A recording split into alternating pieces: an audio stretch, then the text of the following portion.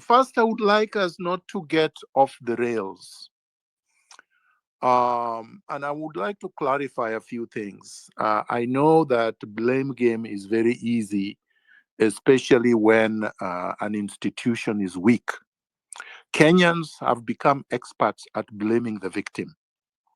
Right now, Martha Koome and the judiciary are victims of state excesses. It would be wrong to start blaming them for Ruto's excesses.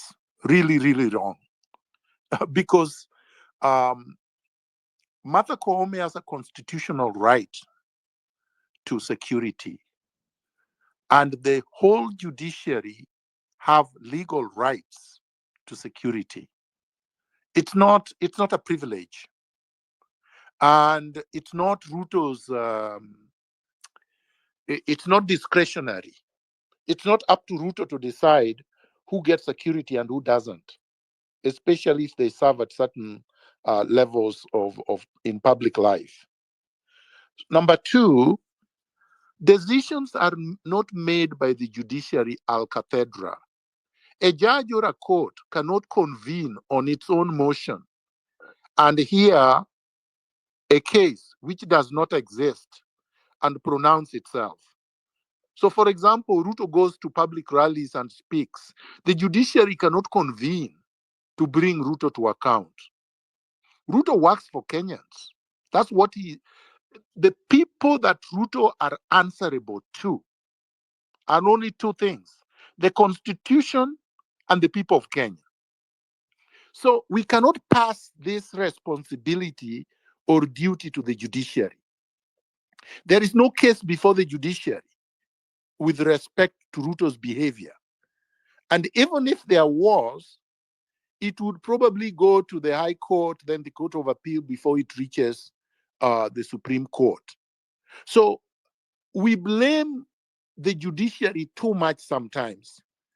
So we blame them even when there is no case before them. And we blame them for making decisions that we have not asked them to make through filing a case before them. When they do make decisions that are open to criticism, then we criticize on decisions that they have made or decisions that they could have made in a case but they have not made. But let us not blame the judiciary like we are fools and we are buying into Ruto's propaganda to say the whole judiciary is bad. Oh, they are so rotten. Rotten how? How are they so rotten?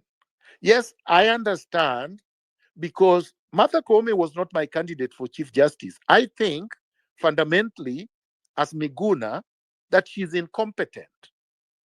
But she was appointed through a process.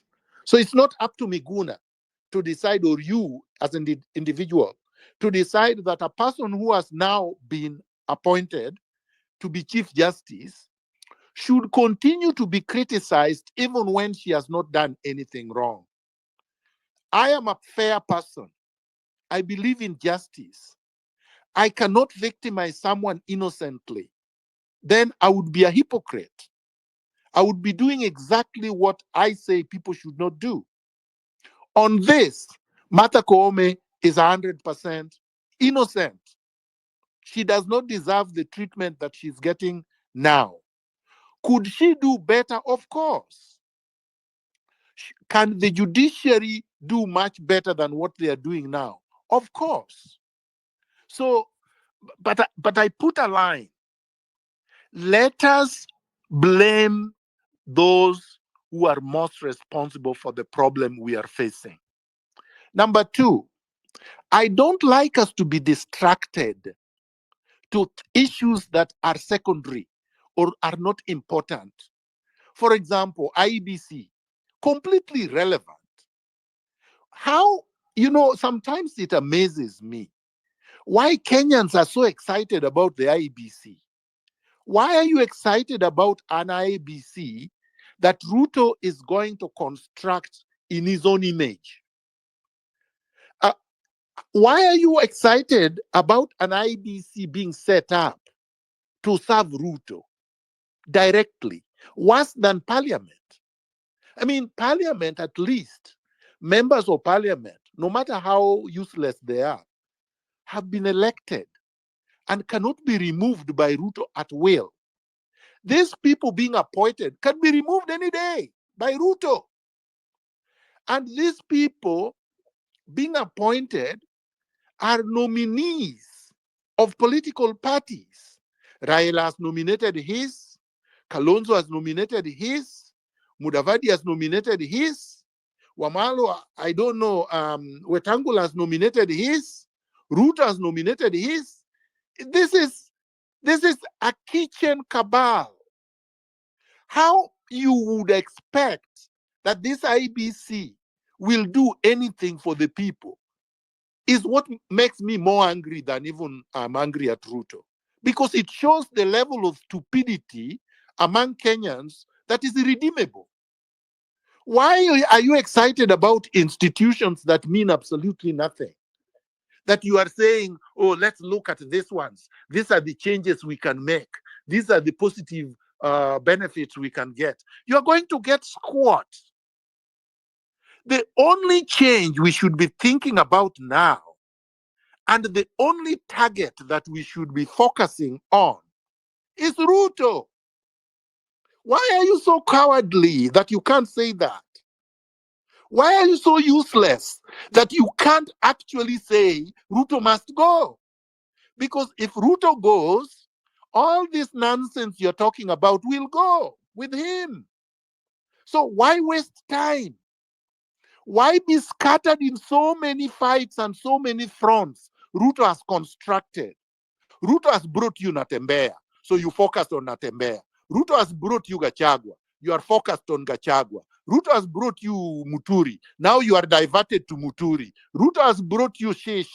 Now you are on Shea. Ruto has brought you Koome. Now you are on Koome. How foolish can you be?